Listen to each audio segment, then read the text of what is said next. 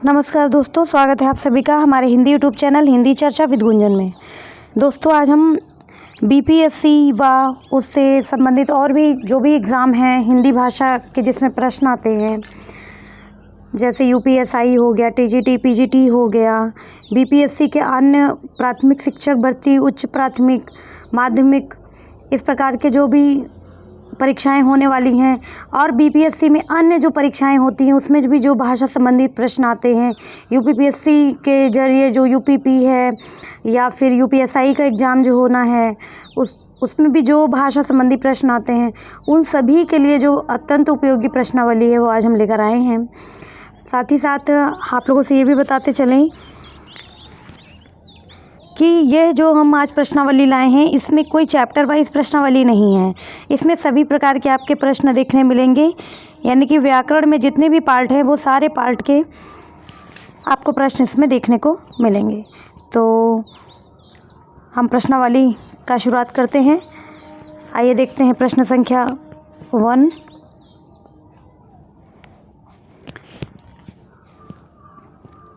प्रश्न संख्या 1 है, अधोलिखित में शुद्ध वर्तनी वाला शब्द है। ऑप्शन ए है बाज़ार, ऑप्शन बी बारात, ऑप्शन सी कालिदास और ऑप्शन डी बाज़ार। तो इसका सही उत्तर होगा ऑप्शन डी बाज़ार। बाकी सारे ऑप्शन गलत हैं। इसमें बड़े आ की मात्रा नहीं है, कालिदास में छोटी की मात्रा होनी चाहिए थी ला में, और बारात में बड़ा बा में आ की मात्रा नहीं होनी थी। ठीक है। प्रश्न संख्या 2, निम्नलिखित में से कौन सी लोकोक्ति लाक्षणिक अर्थ सहित सही है। ऑप्शन है ए, जर का जोर पूरा है और सब अधूरा है, डैश स्वाभिमान से जीना। ऑप्शन बी, जी जाए घी ना जाए, डॉट दान देने वाला। ऑप्शन सी, जे बोले सो घी को जाए, डैश महाकृपण। ऑप्शन डी, टके का सब खेल है, डैश पैसा सब कुछ करता है। इसका सही उत्तर होगा ऑप्शन डी, टके का सब खेल है, पैसा सब कुछ करता है। दोस्तों, ये प्रश्न देखने में थोड़े से कठिन लग रहे होंगे, लेकिन हम आपको यहाँ बताते चलते हैं। बीपीएससी में चाहे भाषा का पेपर हो, जो हम उच्च माध्यमिक और माध्यमिक में अगर भाषा लेते हैं तो उसके लिए भी ये अत्यंत उपयोगी है। साथ ही साथ जो फर्स्ट पेपर है जिसमें कि 75 नंबर का जो होगा वो प्राथमिक, माध्यमिक, उच्च माध्यमिक, ये सब के लिए अत्यंत उपयोगी है, क्योंकि हिंदी बहुत सरल नहीं आएगी, तो हमें थोड़ा डीप पढ़ना ही पड़ेगा। ठीक है। प्रश्न संख्या 3, निम्नलिखित में से सही विराम चिन्ह से युक्त वाक्य का चुनाव कीजिए। यहाँ सही विराम चिन्ह की बात हो रही है। ऑप्शन ए, सुनो सुनो वह गा रही है। ऑप्शन बी, राम लक्ष्मण और शत्रुघ्न पधारे हैं। ऑप्शन सी, क्या आप हरिद्वार से आ रहे हैं। ऑप्शन डी, राम नरेश गोबर गणेश है। इसका सही उत्तर होगा ऑप्शन डी, राम नरेश गोबर गणेश है। प्रश्न संख्या 4, जिलाधिकारी ने सबको उपस्थित रहने का निर्देश दिया है में कौन सा वाच्य है। यहाँ वाच्य पूछ रहा है। ऑप्शन ए, कर्मवाच्य। ऑप्शन बी, कृत्यवाच्य। ऑप्शन सी, कर्म एवं कृत्यवाच्य। ऑप्शन डी में से उपर्युक्त में से कोई नहीं। इसका सही उत्तर है ऑप्शन बी, कृत्यवाच्य। प्रश्न संख्या 5, जिन शब्दों से काम का करना या होना पाया जाए उन्हें ऑप्शन ए क्रिया कहते हैं, ऑप्शन बी अपूर्ण क्रिया कहते हैं, ऑप्शन सी सर्वनाम कहते हैं और ऑप्शन डी क्रिया विशेषण कहते हैं। इसका सही उत्तर होगा ऑप्शन ए, क्रिया कहते हैं। आइए प्रश्न संख्या 6 देखते हैं।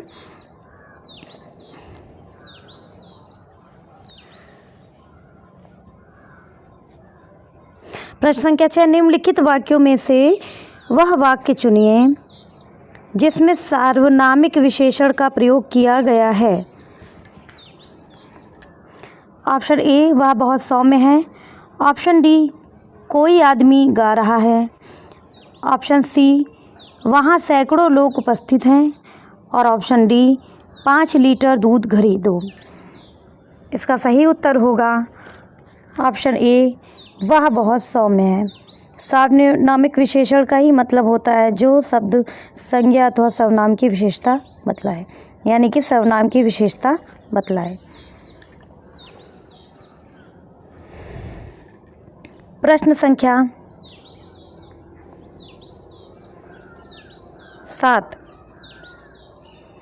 प्रश्न संख्या 7 है, इनमें से विलोम शब्दों का सही युग्म है। इनमें से विलोम शब्दों का सही युग्म है। ऑप्शन ए, सन्मुख उन्मुख। ऑप्शन बी, स्थावर चंचल। ऑप्शन सी, अल्पज्ञ अवज्ञ। ऑप्शन डी, आकुंचन प्रसारण।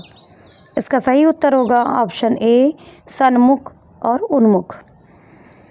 प्रश्न संख्या 8, अत्यधिक में कौन सी संधि है? ऑप्शन ए, गुण संधि। ऑप्शन बी, यड़ संधि। ऑप्शन सी, वृद्धि संधि। और ऑप्शन डी, अयादि संधि। इसका सही उत्तर होगा ऑप्शन बी, यड़ संधि। प्रश्न संख्या 9, अनेकार्थी शब्द प्रभाव का इनमें से एक अर्थ नहीं है। यहाँ प्रभाव के अर्थ की बात हो रही है। वह है ऑप्शन ए, महिमा। ऑप्शन बी, दबाव। ऑप्शन सी, सामर्थ्य। और ऑप्शन डी, विग्रह। तो यहाँ जो अनेकार्थी शब्द प्रभाव का निकल रहा है वो ये 3 है, और इसमें जो नहीं है वह है ऑप्शन डी, विग्रह। विग्रह प्रभाव से अत्यंत भिन्न है। प्रश्न संख्या 10, इनमें से कौन सा तद्भव शब्द है? ऑप्शन ए, आषाढ़। ऑप्शन बी, अंधकार। ऑप्शन सी, अश्रु। और ऑप्शन डी, आग। इसका सही उत्तर है ऑप्शन डी, आग, क्योंकि आग का जो तत्सम होता है वो अर्क होता है। ठीक है। प्रश्न संख्या 11,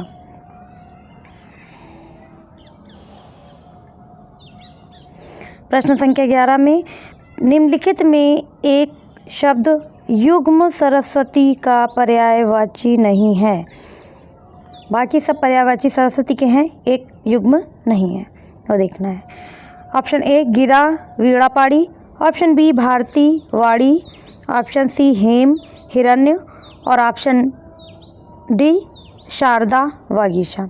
इसका सही उत्तर होगा ऑप्शन सी, हेम हिरण्य, क्योंकि यहाँ नहीं शब्द का प्रयोग किया गया है। अब प्रश्न संख्या 12 में देखते हैं। ये 12 से लेकर के प्रश्न यहाँ निर्देश दिया गया है प्रश्न संख्या 12 से 16 के बीच, और ये एक गद्यांश है। यहाँ से इस गद्यांश को हमें पढ़ना है, इसके आधार पर उत्तर देना है। चलिए गद्यांश देखते हैं। हर एक राष्ट्र अपनी संस्कृति के बल पर ही प्रगति करता है। सांस्कृतिक धरोहर के माध्यम से ही वह अपना जीवन सुखी, उपयोगी, शांत तथा आनंदमय बना सकता है। सभ्यता और संस्कृति में घनिष्ठ संबंध होते हुए भी अंतर है। जीवन को श्रेष्ठ तथा उन्नत बनाने की साधनाओं का नाम संस्कृति है, और उन साधनाओं से प्राप्त जीवन प्रणाली का नाम सभ्यता है। किसी राष्ट्र की भौगोलिक परिस्थितियों का भी उनकी संस्कृति पर प्रभाव पड़ता है। ये गद्यांश हो गया। अब इसका प्रश्न देखते हैं।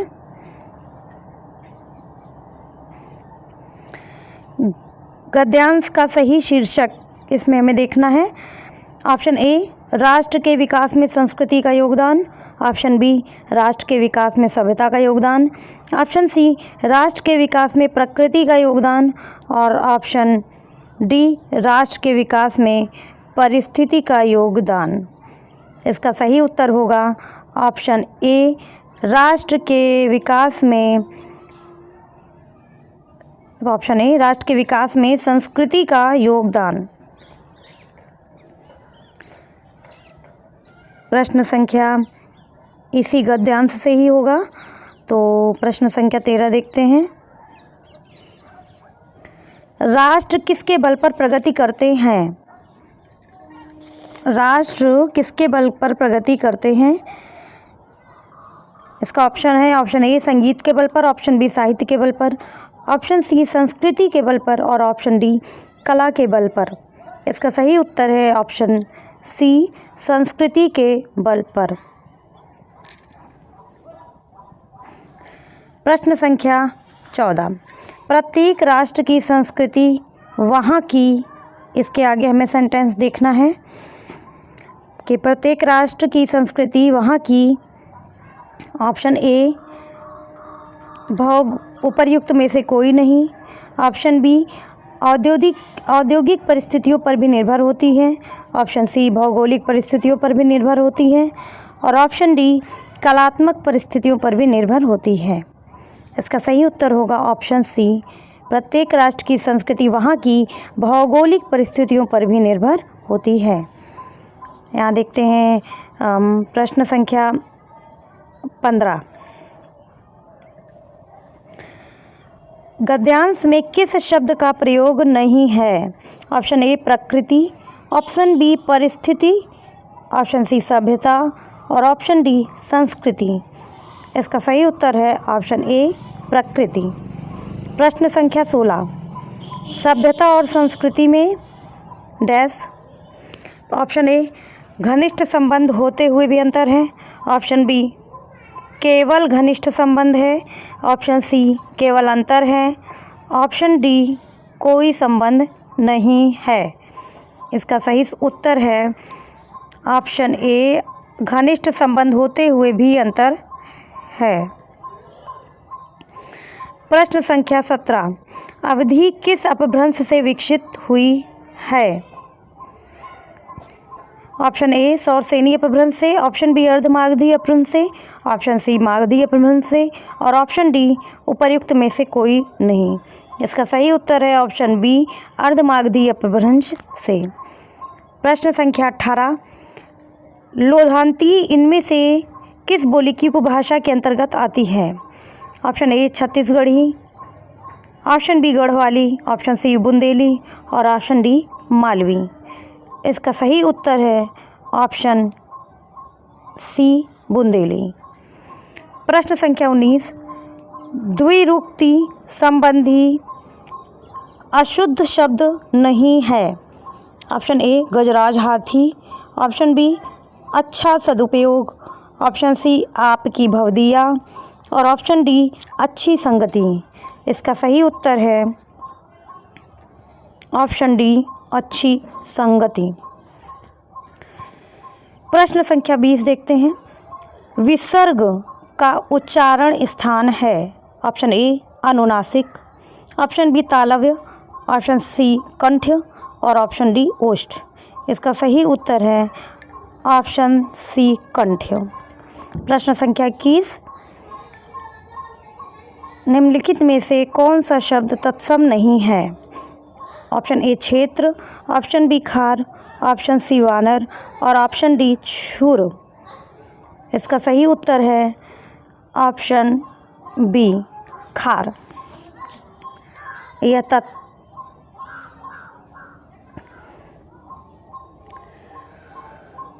तत्सम नहीं है क्योंकि इसका तत्सम जो होता है वो होता है छार। प्रश्न संख्या 21 देखते हैं, 22 देखते हैं। 22वां प्रश्न है, निम्नलिखित में से शुद्ध वाक्य है। ऑप्शन ए श्री कृष्ण के अनेक नाम हैं, ऑप्शन बी छात्रों ने प्रधानमंत्री को अभिनंदन पत्र प्रदान किया, ऑप्शन सी श्री कृष्ण के अनेकों नाम हैं और ऑप्शन डी साहित्य और जीवन का घोर संबंध है। इसका सही उत्तर है ऑप्शन ए श्री कृष्ण के अनेक नाम हैं। अगला प्रश्न देखते हैं, प्रश्न संख्या 23। निम्नलिखित में से किस एक वाक्य के एक शब्द में व्यंजन वर्ण संबंधी अशुद्धि है? ऑप्शन ए उसे धोखा देकर लूट लिया, ऑप्शन बी, जमींदार के पास 2 सिपाही थे। और ऑप्शन सी, तुम किस कक्षा में पढ़ते हो। और ऑप्शन डी, लोग मज़दूरों का शोषण करते हैं। यहाँ हमें अशुद्धि देखनी है और वो भी व्यंजन वर्ण संबंधी। तो इसका सही उत्तर है ऑप्शन ए, उसे धोखा देकर लूट लिया। यहाँ पर का की जगह हमें खा का प्रयोग होना चाहिए था, धोखा। प्रश्न संख्या 24 देखते हैं। घोघा बसंत मुहावरे का अर्थ है। ऑप्शन ए, व्यवहार कुशल। ऑप्शन बी, बुद्धिमान। और ऑप्शन सी, वश में होना। और ऑप्शन डी, मूर्ख। इसका सही उत्तर होगा ऑप्शन डी, मूर्ख। प्रश्न संख्या 25। गंगा का पर्यायवाची शब्द नहीं है। नहीं की बात हो रही है। ऑप्शन ए, देव नदी। ऑप्शन बी, रवितनिया। और ऑप्शन सी, त्रिपथगा। और ऑप्शन डी, भागीरथ। तो दोस्तों यहाँ पर ये भी ऑप्शन देव नदी भी सही ऑप्शन है, क्योंकि गंगा का पर्यायवाची है ये। त्रिपथगा भी इसका पर्यायवाची है। और रवितनिया यहाँ पर गलत है। यहाँ पर रवितनिया जो है यमुना का पर्यायवाची है। लेकिन यहाँ पर जो भागीरथ लिखा हुआ है, इसको हमें भागीरथी होना था। ठीक है, भागीरथी। तो अब हम यहाँ पर इसे भगीरथ जो है एक तरह से निकट का सही उत्तर हो रहा है, इसलिए यहाँ इसे हम छोड़ेंगे। और हम जो गंगा का पर्यायवाची शब्द नहीं है और जो पूर्ण रूप से नहीं है, वह हो जाएगा रवितनिया, क्योंकि ये पूर्ण रूप से यमुना का पर्यायवाची है। यहाँ पर छोटी की मात्रा होनी चाहिए थी भागीरथी में। दोस्तों वीडियो कैसा लगा ज़रूर बताएं। और जो भी कुछ आप लोगों की क्यूरोसिटी है या और कुछ किसी प्रकार के और वीडियो चाहते हैं तो ज़रूर कमेंट बॉक्स में बोलिएगा। यदि आप हमारे चैनल पर नए हैं तो चैनल को सब्सक्राइब ज़रूर कर लें। पूरा वीडियो देखने के लिए धन्यवाद।